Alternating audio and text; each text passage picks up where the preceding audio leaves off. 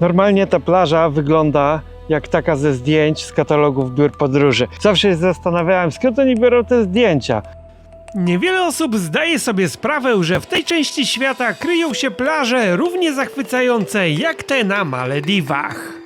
Ale z tą różnicą, że są nadal dzikie i niezadeptane turystycznie.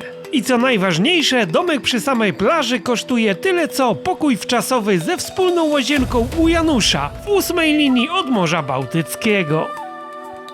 W tym filmie odwiedzimy najpiękniejszą plażę Malezji oraz rajską wyspę, która wygląda jak wyjęta z pocztówki.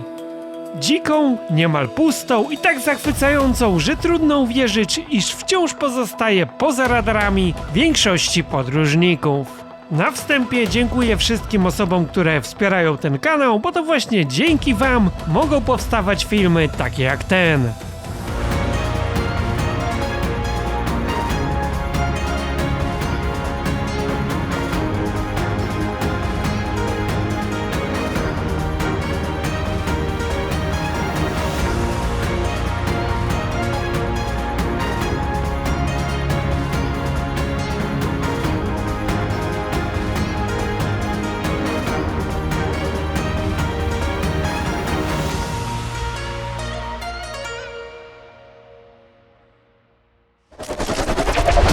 Pomimo, że w sumie to stać mnie na nocleg, ale od czasu do czasu lubię przespać się na dziko, tak jest po prostu ciekawiej. Jako że w tym kraju jest bezpiecznie, nie ma z tym problemu, tu też nikt nie goni. No i wy macie ciekawszy film, macie przynajmniej co obejrzeć, że tak się da. Jestem teraz w miejscowości takiej plażowej, dość drogim kurorcie. Tutaj obok jest hotel, który kosztuje 1500 zł za noc i zaraz sobie tutaj znajdę jakieś fajne lokum. Temperatura nigdy nie spada poniżej 25 stopni, więc nie ma się czego obawiać. Komarów tu też nie ma. Tam widać jakiś domek plażowy, więc myślę, że to będzie idealne miejsce. Nie ma tutaj nikogo. Nocleg nad samym morzem. Zajebiście. I na cholerę mam płacić 5000 zł za domek na Malediwach, jak tu mam prawie taki sam za darmo. No to myk, idziemy na górę. Miejsca jest naprawdę sporo. O kurde, to jest normalnie willa. To jest normalnie willa. No i patrzcie, jakie tu będę miał warunki. Tu będzie salon, tam sobie zrobię sypialnię, kuchnię, a toaleta będzie tutaj przez te szczebelki. Jestem już po kolacji i wieczornej toalecie. Układam się powoli do snu w tej ekskluzywnej willi nad samym brzegiem morza na pięknej rajskiej plaży. Pozdrawiam Was ciepło w tej zimnej Polsce i widzimy się rano. Dobranoc.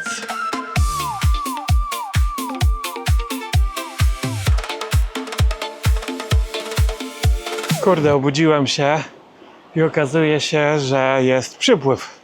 Przybyło tutaj chyba co najmniej z 2 metry wody. Na razie nie mogę opuścić tego domku, no z plecakiem nie dam rady. To się ładnie urządziłem. No nic, trzeba będzie poczekać parę godzin, aż woda zejdzie. Do wieczora na pewno będzie tu znów sucho. Dobrze, że mam co jeść i co pić, więc nie zginę. A tymczasem może troszkę tu popływam. Więc wybierając tego typu miejsca na nocleg, nie zapomnij sprawdzić kalendarza przypływów i odpływów. O której godzinie przybywa woda, a o której odpływa. Bo możesz wylądować tak jak ja, odcięty od świata.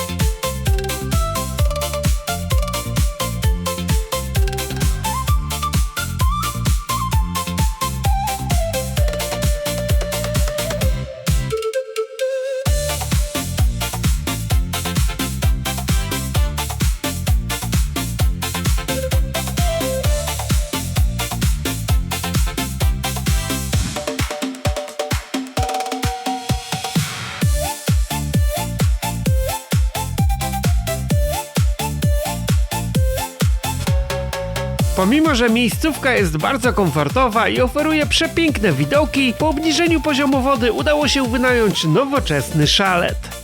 Tuż przy plaży, który oferuje wszelkie udogodnienia i będzie dobrą bazą wypadową na pozwiedzanie okolicy. Przy plaży znajduje się mnóstwo resortów wypoczynkowych, zarówno tych droższych, jak i tańszych. Ten pokój kosztował 160 zł ze śniadaniem i oferuje wszelkie podstawowe wygody. A do plaży mamy stąd zaledwie 50 metrów. Zapraszam Was na najpiękniejszą plażę Malezji, o której nie wiedzą zagraniczni turyści.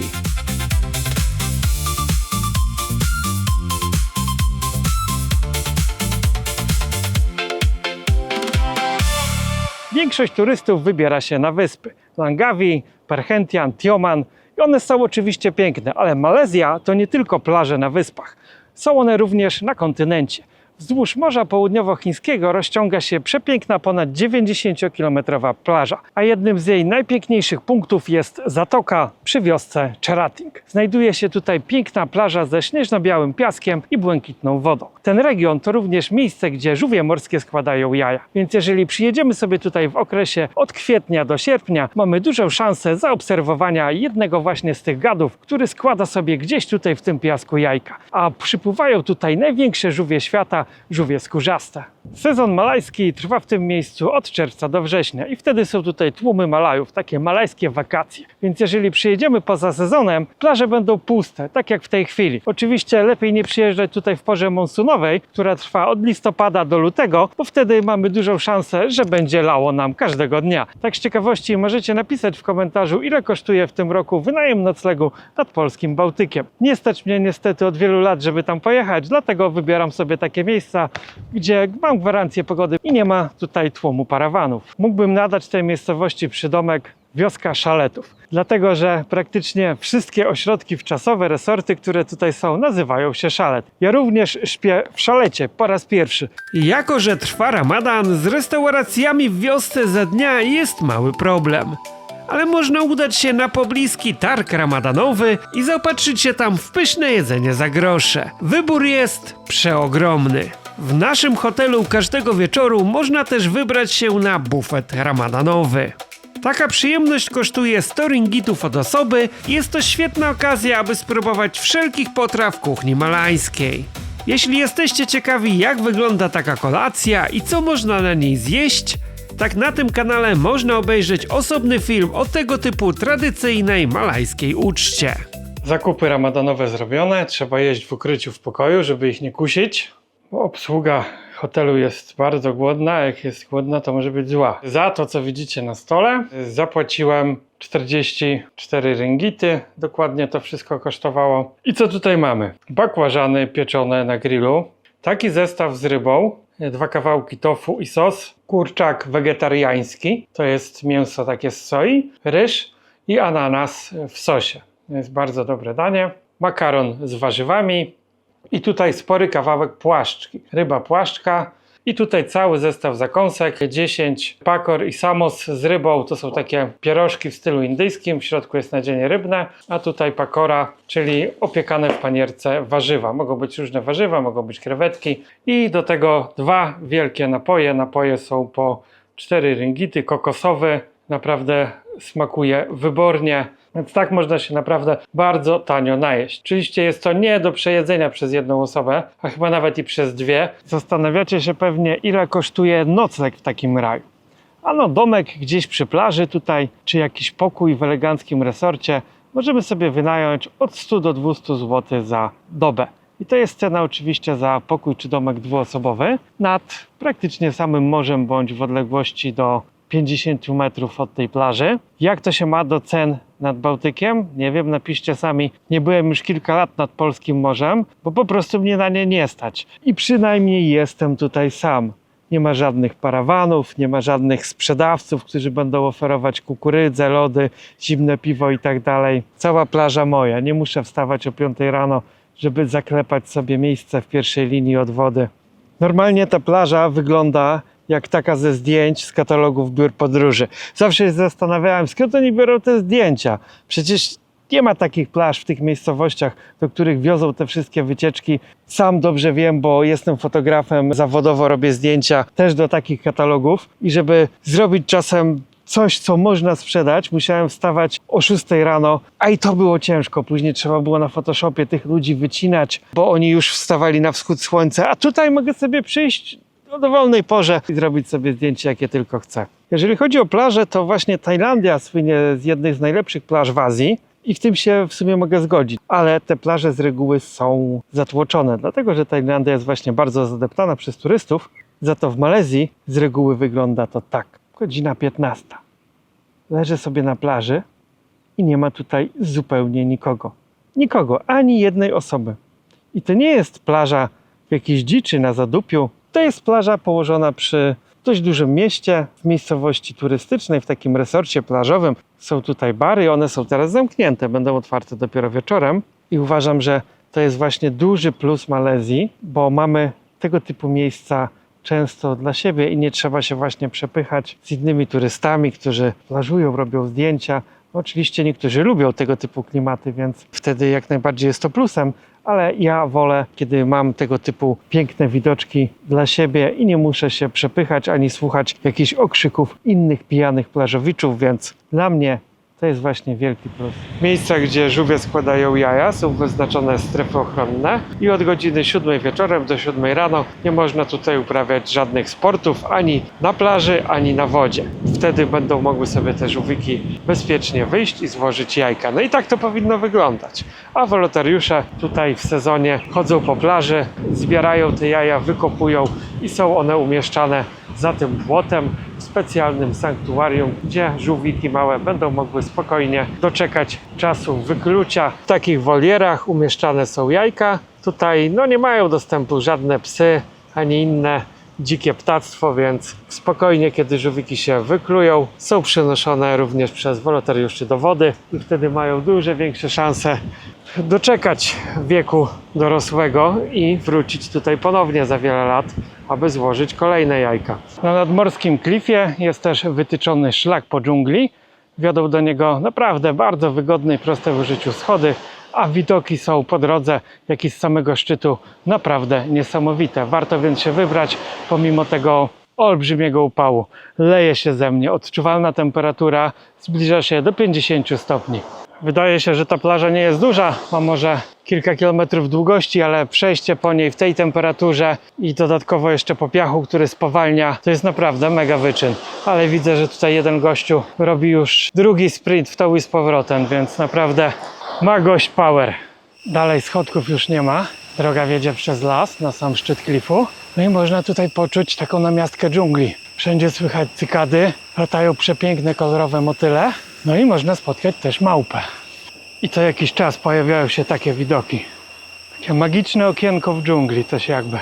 Plaże naprawdę mogłyby tutaj zdobywać medale w konkursach na najpiękniejszą plażę świata. Tam dalej jest ekskluzywna restauracja, ale bardzo ekskluzywna. Tutaj rachunki za obiady, z tego co mówią ludzie, zaczynają się od 500 ringgitów w górę, więc tam nie idę, bo mnie po prostu nie stać. Czy może by mnie było stać, ale przede wszystkim byłoby mi szkoda, bo 500 ringgitów to mi tu starczy na jedzenie na kilka tygodni. Szczyt głupoty, żeby płacić tyle za obiad.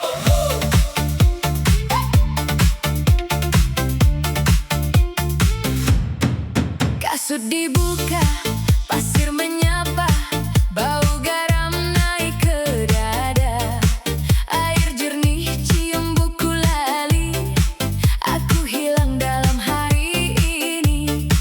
Daun kelapa menari perlahan, bulan siang di atas lautan, kau senyum, aku terus jatuh, di pulau ini semua nampak cukup. Biar laju, biar pecah.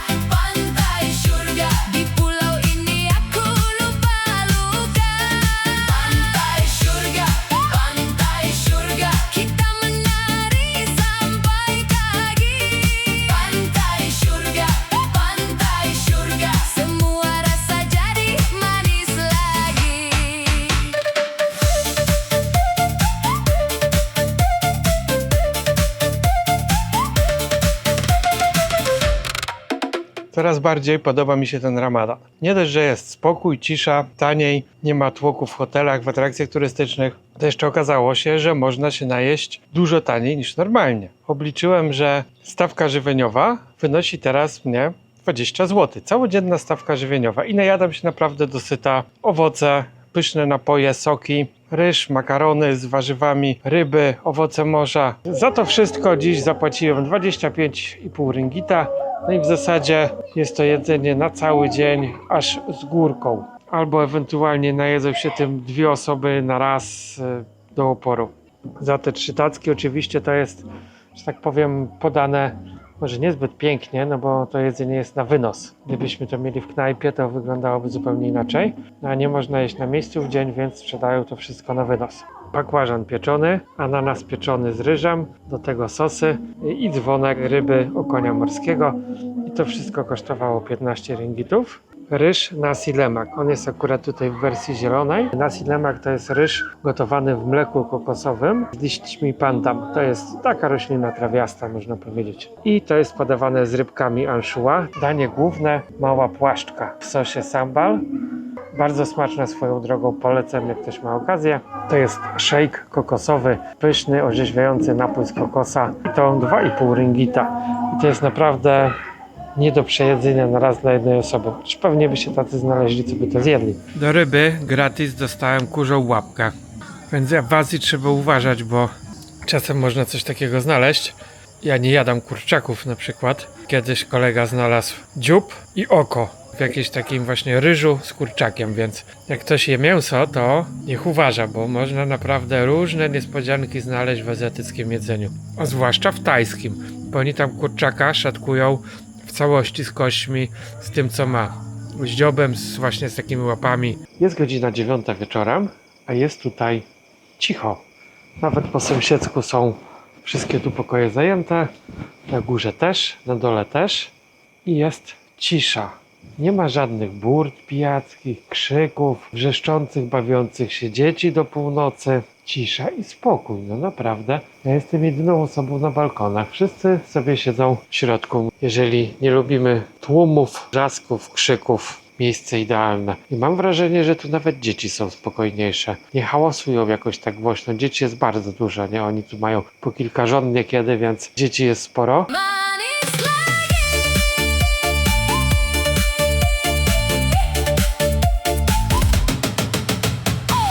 Śniadanie w szalecie w porównaniu do kolacji ramadanowej jest trochę biedne, ale można się najeść. Można tutaj też znaleźć opuszczone resorty, tak jak na przykład ten. Kiedyś na pewno było tu bardzo pięknie, nadal jest. Cały staw jest porośnięty lotosami, akurat teraz kwitną i dookoła były domki. Z części zostały tylko już fundamenty, część jest ruiną, też jakaś taka altanka, restauracja na wodzie.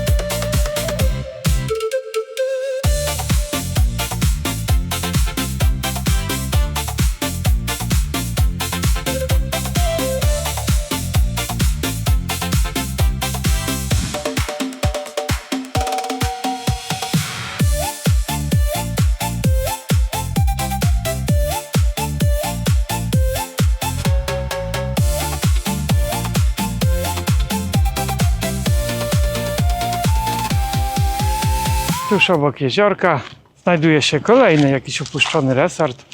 Tu już widać, że standard był wysoki. Porasta powoli to dżungla, opuszczona cieciownia na wjeździe. Parking był spory, więc musieli tu przyjmować pewnie gości liczonych w setkach. Lokal jest rozgrabiony, okien nie ma, więc jak na malezyjskie standardy cienko. To można się tu natknąć bez problemu na ośrodki w zasadzie kompletne, jakby dopiero co wstali i wyszli. Skaterzy zrobili tu sobie po prostu taki park do ćwiczeń, jazdy, no fajnie, nie? Właśnie ta okolica przyciąga surferów, skaterów, takich wolnych duchów po prostu. Także wyczyszczone do zera. Raczej nic tutaj się ciekawego nie znajdzie, no już woda zrobiła swoje. Wszystko się zalało i dach się trochę zawalił. No i tutaj mamy dojście do ujścia rzeki, zdaje się, od razu. No ośrodek był potężny, no szkoda, że upadł. A i ta część jest położona normalnie na wodzie, w lesie namorzynowym. Tutaj sobie rosną namorzynowce. No i czyżnie piękne miejsce na piknik. Bierzemy sobie kocyk, jakieś jedzenie, zimne piwko i można sobie przyjść na zachód słońca. Pośrednie zejście do wody, można popływać. Teraz jest przypływ, także woda morska cofa się do rzeki, widać. I też można sobie tutaj wykupić rejsy albo wynająć po prostu kajak. Rzeka jest piękna. Można tu spotkać też olbrzymie motyle. O, i właśnie uciekł.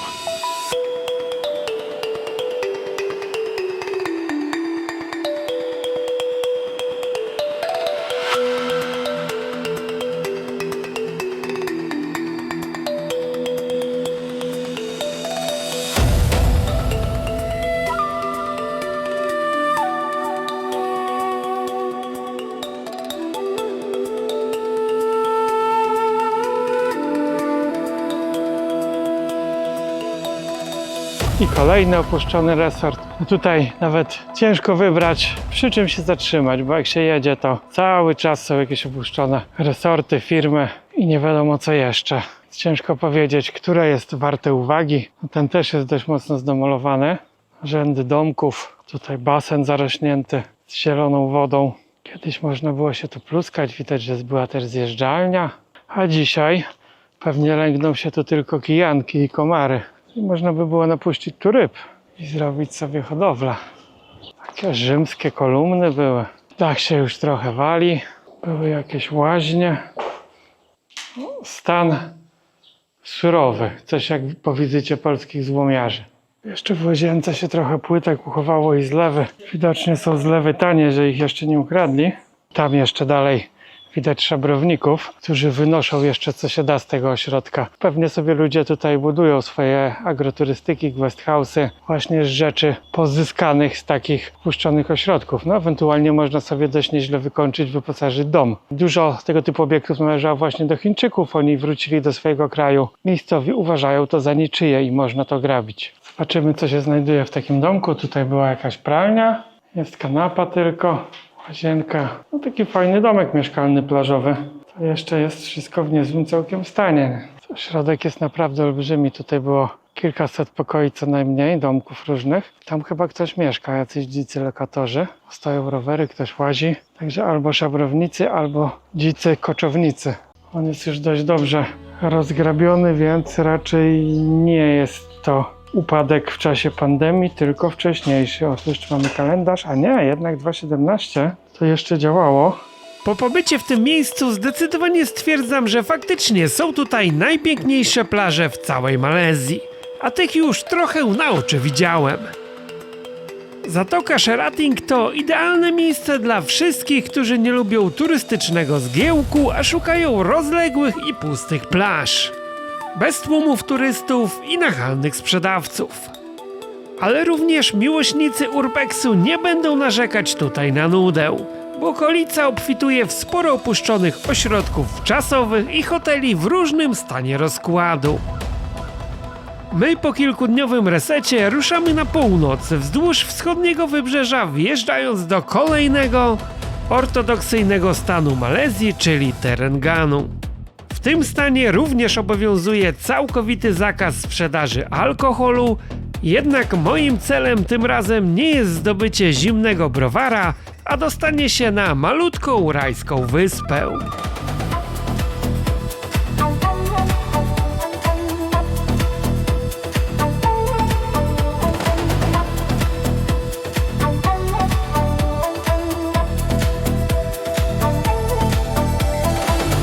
Malezja ma kilkadziesiąt wysp, mniejszych, większych. Część jest całkowicie niezamieszkała, ale turyści z Polski, nie tylko, głównie za cel swoich podróży wybierają wyspę Langkawi, dlatego że jest tam strefa bezcłowa, co za tym idzie tani alkohol i łatwo dostępny, bo nie wszędzie w Malezji jest to takie oczywiste. Kolejną często odwiedzaną wyspą jest Penang, który oferuje mnóstwo plaż, ale nie są one zbyt ciekawe oraz dość mocno zatłoczone. Uważam, że jednak najciekawsze wyspy są położone na wschodnim wybrzeżu Malezji, na Morzu Południowochińskim.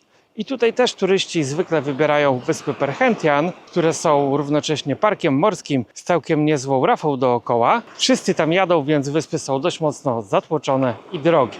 Duży minus Malezji to wszelkiego rodzaju podatki. Za każdą noc w hotelu zapłacimy 10 ringgitów od pokoju i to jest taki podatek państwowy. Dodatkowo część stanów dolicza podatek lokalny, zwykle 3 do 5 ringgitów, więc ładnie nam się tu już sumuje. I dodatkowo na większości wysp, które są parkiem morskim, musimy zapłacić też podatek wjazdowy. Zwykle jest to 30 ringgitów za wjazd na wyspę. Jeżeli sumujemy to z ceną promów, z którymi jest problem po pandemii, gdyż o ile przed pandemią na każdą praktycznie wyspę docierały publiczne promy za dość niewielkie pieniądze, tak zostały one w czasie pandemii zlikwidowane i mało który tu wrócił do swojego regularnego kursowania. Więc obecnie działają to zwykle jakieś prywatne, nieliczne firmy, które mają monopol na wożenie ludzi, stąd ceny poszybowały do góry. Więc jeżeli chcemy się dostać na jakąś malezyjską wyspę, nie będzie to tania przyjemność.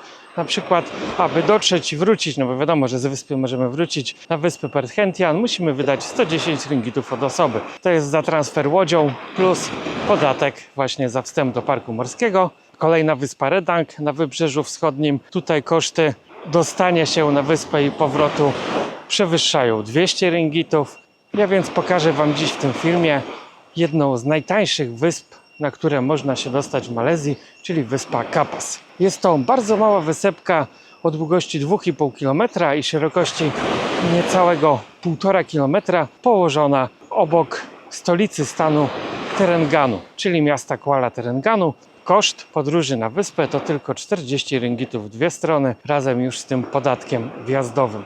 Na wyspie zakwaterowałem się w jednym z plażowych ośrodków. Są tutaj domki o różnym standardzie. Ja akurat wziąłem jeden z najtańszych, bez klimatyzacji, tylko wentylator. No i powiem szczerze, jest bardzo gorąco. O ile w nocy da się spać, można powiedzieć, że przyjemnie, tak w dzień nie da się tam wytrzymać. Ale nie po to się tu przyjeżdża, żeby siedzieć w domku, bo w dzień można sobie posiedzieć właśnie na plaży albo na jednym z wielu hamaków czy leżaków, które są tutaj udostępnione dla gości.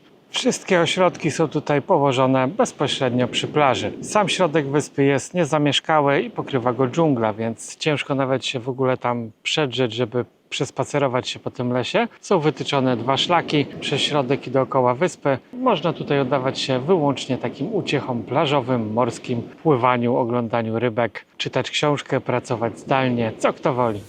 Ośrodek składa się z domków rodzinnych, takich jak te po 500 ringgitów. W tym szeregowcu, w którym ja śpię, bez klimatyzacji, to cena jest 168 ringgitów, więc sporo drożej niż na lądzie, bo na lądzie w tej cenie możemy mieć całkiem przyzwoity resort, więc wyspy zawsze mają te ceny trochę wyższe.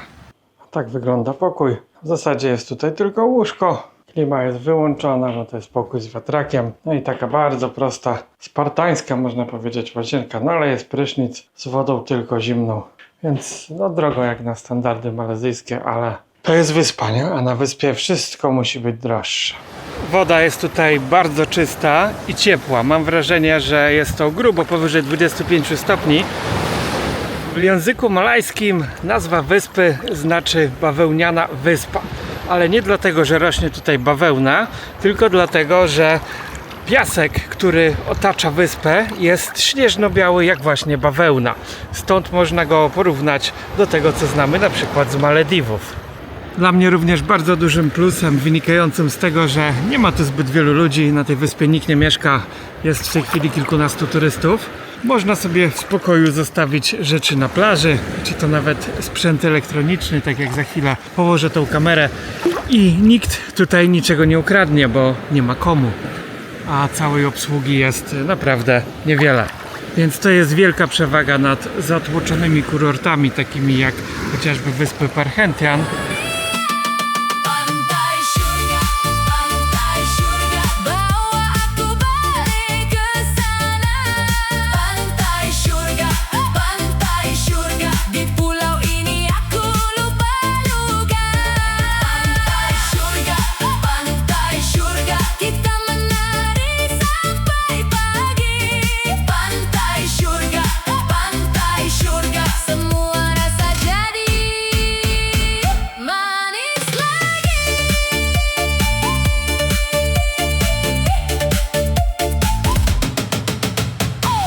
Na wyspę można sobie też popłynąć na taką jednodniową wizytę i spędzić tutaj cały dzień. Są darmowe prysznice, darmowe toalety. Należy pamiętać, aby zabrać prowiant, bo właśnie z jedzeniem może być problem. Nie ma tutaj też żadnego sklepu. Skoro już dostaniemy się na taką wyspę, to co można tutaj robić poza leżeniem na plaży? Ano są różne aktywności typowe dla tego typu miejsc. Można sobie wynająć kajak. Cena to 50 ringgitów za 2 godziny. Można wybrać się na nurkowanie. Widziałem 3 ośrodki. Ceny nurkowań zaczynają się już poniżej 100 zł za jedno zejście. Można spotkać też właśnie żółwie skórzaste, płaszczki, rekiny. Jest co pooglądać i nikt nie powinien być zawiedziony. Można też sobie tutaj popłynąć w rejs łodzią dookoła wyspy albo na okoliczne mini wysepki. Wyspa jest naprawdę bardzo malutka, nie ma tutaj żadnej infrastruktury, dróg. Kawałek po prostu dosłownie 100 metrów do ptaka. Nie ma na niej również sklepu, więc jeżeli wybierasz się tutaj, to warto sobie zrobić dobre zaopatrzenie na lądzie, bo na przykład butelka wody kosztuje tutaj 5 ringgitów. Jeżeli chodzi o jedzenie, to też lokalnego jedzenia tutaj raczej nie zjemy. Są to knajpy już typowo pod turystów i ceny są, wiadomo, co najmniej 2 razy wyższe niż na lądzie. A płynie się tutaj z lądu raptem 10, no maks 15 minut motorówką. Można sobie zabrać zaopatrzenie. Kiedyś ta łódź kosztowała 5 ringgitów tylko, więc można było sobie pływać na ląd po zaopatrzenie. Ale zobaczcie, jaki tutaj jest piękny zachód słońca. Z lądu czegoś takiego nie zobaczymy. Wyspa ma tylko jedno małe molo. Tutaj przypływały promy publiczne. Łódź prywatna podwiezie Was prosto pod wybrany resort, noclegownie. Są tu też pole kempingowe. Można sobie przyjechać pod namiot. Myślę, że też jest to świetna opcja. Ale należy pamiętać o komarach, bo naprawdę jest tutaj ich sporo. Pomimo że jest pora sucha, tak komarów jest tutaj mnóstwo. Teraz, jak widzicie, nie ma tu praktycznie nikogo. Przez cały dzień widziałem kilkunastu białych turystów tylko. Lokalsów zero, dlatego że jest aktualnie Ramadan. Wysoki sezon jest tutaj od czerwca do września. Wakacje, sezony urlopowe i cała wyspa jest pełna Malajów. I szczerze, tutaj są jedne z najlepszych zachodów słońca, jakie widziałem w Malezji. Ciężko jest w Malezji o dobry zachód słońca w porze naszej zimy, dlatego że jest tutaj wilgotno.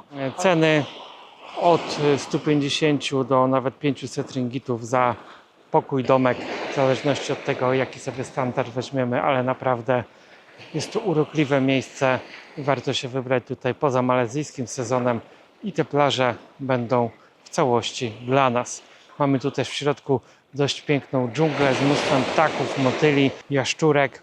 Jeżeli przyjedziemy tutaj w odpowiednim miesiącu, to mamy dużą szansę zobaczyć żółwie składające jaja. Jest tutaj też konserwatorium zajmujące się właśnie ochroną żółwi. Te jajka są zbierane przez wolontariuszy, umieszczane w takim inkubatorze, gdzie bezpiecznie mogą sobie czekać, aż małe żółwiki się wyklują, które są wtedy przenoszone do wody, aby żadne ptactwo czy na przykład koty ich tutaj nie zjadły, bo kotów jest tutaj naprawdę mnóstwo. Możesz tutaj głaskać je do woli, chętnie też przyjdą spać do Twojego domku czy wskoczą na hamak. Niestety specyfiką wszystkich wysp jest to, że jedzenie na wyspach zwykle jest niedobre i co najmniej 2-krotnie droższe niż na lądzie. Coś, co mnie zawsze bardzo dziwi, tutaj naprawdę jest blisko do lądu. Spójrzcie, tam widać ląd, to jest 10 minut po prostu łodzią, żeby dopłynąć. I na przykład ryż z seafoodem, z kalmarami, krewetkami, tam kosztuje 7 ringgitów. Wczoraj jadłem sobie za 7 ringgitów. Za to samo tutaj musiałbym zapłacić 25 ringgitów. Gdzie na wyspie, no najłatwiej jest chyba o owoce morza i ryby, bo wystarczy sobie pójść i wyłowić sprzed lokalu, a jakieś warzywa czy mięso trzeba przywieźć z lądu. Nie rozumiem tego podejścia, ale ono jest wszędzie. Wychodzą chyba z założenia, że każdy przyjeżdżając w takie miejsce marzy o tym, żeby zjeść właśnie rybę, zjeść kalmara i zapłaci za to kilkukrotnie więcej. No, najdroższy jak do tej pory posiłek w Malezji. 60 ringgitów prawie i to niby, to coś, to jest zestaw kolacyjny dla 2 osób, taka ryba. 50 ringgitów to często była całodzienna stawka żywieniowa dla 2 osób, a tutaj jest to jedna marna kolacja. Już jestem głodny od samego patrzenia, jakie to jest malutkie. I taka rada, nigdy nie wybieraj, jeżeli chcesz się najeść porządnie, nie wybieraj knajp z zachodnim jedzeniem, bo te knajpy są orientowane dla właśnie białego turysty. Z reguły Azjata nie umie robić tego jedzenia, więc ono nie ma smaku. Jest zrobione, aby wyglądało i wyglądem przypominało właśnie nasze zachodnie jedzenie i porcje są mikre. Tym bardziej jak się jedzie na wakacje jakieś tam 2-tygodniowe, jak większość Polaków wyjeżdża, no to próbujcie lokalnej kuchni, a nie wpierdzielajcie to samo, co macie w Polsce, bo nie o to chyba chodzi, wyjeżdżając gdzieś do innego kraju, żeby jeść schabowe z frytkami i szukać pierogów. Ta wyspa jest nastawiona pod turystę z zachodu. Słychać wszędzie język francuski i hiszpański, no trochę angielskiego też, no ale ta wyspa ma też taki przydomek klejącej wyspy, że jak tutaj się przyjedzie, powiedzmy na dzień, 2 tydzień, to wiele osób zostaje na dłużej, takim się tutaj podoba. Sam bym tutaj chętnie został, tylko gdybym miał co jeść. Trzeba dobre zaopatrzenie zrobić z lądu, bo tutaj się naprawdę za bardzo nie najemy. Jeżeli chodzi o jedzenie, to nie ma zbyt wielkiego wyboru. Poza sezonem czynnych jest tylko, no dosłownie może 3-4 takie knajpki przy resortach. Można zjeść kolację na samej plaży, więc bardzo romantycznie. Jak widzicie, nie ma tutaj żadnych tłumów. W momencie, kiedy zjeżdżają tutaj Malajowie, wtedy ta wyspa ożywa. Są tutaj dyskoteki, pokazy, tańca z ogniami. Tu dużo się dzieje. Na myśl dyskoteka, nie myślcie, że to coś takiego jak w Tajlandii, bo dyskoteki muzułmańskie wyglądają zupełnie inaczej. Bardzo dobra muzyka, ale 100% chłopa plus ewentualnie turystki. Białe albo jakieś Azjatki. Malajki mają zakaz uczestnictwa w tego typu rozrywce. Wystarczy pobyć tu 1 dzień, a już z widzenia znamy wszystkich na tej wyspie. Więc jeżeli szukasz takiego spokojnego, idyllicznego miejsca w takim lekko hipisowskim klimacie, to jest naprawdę idealne. Wyspa Kapas to zdecydowanie jedno z najpiękniejszych miejsc w tym rejonie świata, jakie dane mi było odwiedzić. Mogę ją polecić każdemu, kto nie lubi tłumów ani komercji. Wyspa leży z dala od największych atrakcji turystycznych w Malezji, co sprawia, że przez większość roku jest praktycznie pusta. Obok znajduje się jeszcze jedna mniejsza prywatna wyspa, na której mieści się opuszczony resort wypoczynkowy, który ewidentnie przegrał z twardymi zasadami ekonomii, a może jednak wykończył go lockdown podczas ostatniej świropandemii. Tego pewnie już nigdy się nie dowiemy. Czas relaksu na rajskich plażach niestety dobiega już końca i trzeba zbierać się z powrotem na stały ląd, a następnie ruszać dalej na północ do stolicy stanu Terengganu.